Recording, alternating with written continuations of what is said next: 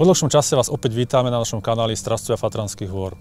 Určite ste postrehli chystanú novelu zákona o ochrane prírody a krajiny, ktorá nadobudne platnosť od 1. januára 2025. Táto novela totižto spôsobí čiastočné obmedzenie ochrany prírody ako takej a najmä hlavne dobrovoľných strážcov obmedzí natoľko, že v podstate nebudú môcť na 100% vykonávať svoju činnosť v teréne. Dobrovoľných strážcov je na Slovensku vyše 800 a plnili veľmi dôležitú úlohu pri spravovaní štátneho majetku hlavne a dodržiavaní zákona o ochrane prírody a krajiny.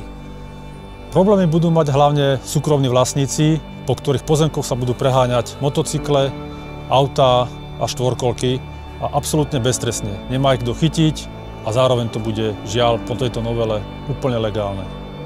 Tým pádom sa súkromní vlastníci oberajú aj o množstvo dotácií z Európskej únie, pretože keď je nejaký pozemok, ktorý je ako trvalý trávnatý porast, vedený v katastri a bude tam napríklad z vrchu z ortofotomap videná cesta, tak na takýto pozemok už vlastník nedostane vôbec žiadnu dotáciu.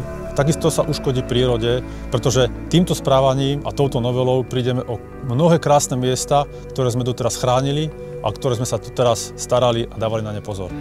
Veľké plus to bude pre ťažiarov, developerov, ktorí budú chcieť vyťažiť aj tie naše najkrajšie, najstaršie pralesy, ktoré tu tisíce rokov rástli a tvorili tú obrovskú biodiverzitu, ktorá v našich národných parkoch je.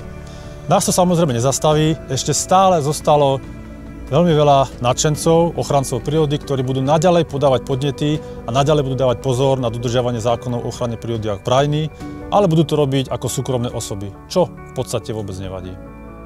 Sledujte náš kanál, sledujte náš Facebook a dozviete sa viac a hlavne aj vy ste ochrancami prírody a aj na vás záleží, ako naše Slovensko a naše národné parky a hory budú vyzerať.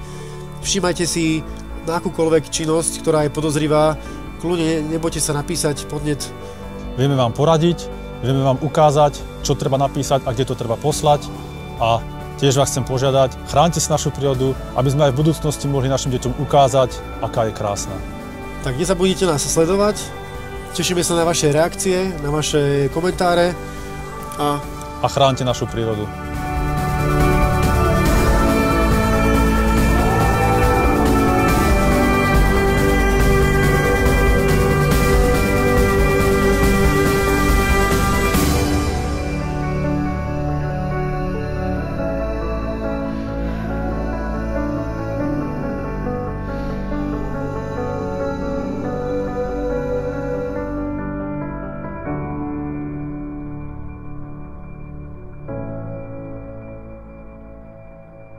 Thank you.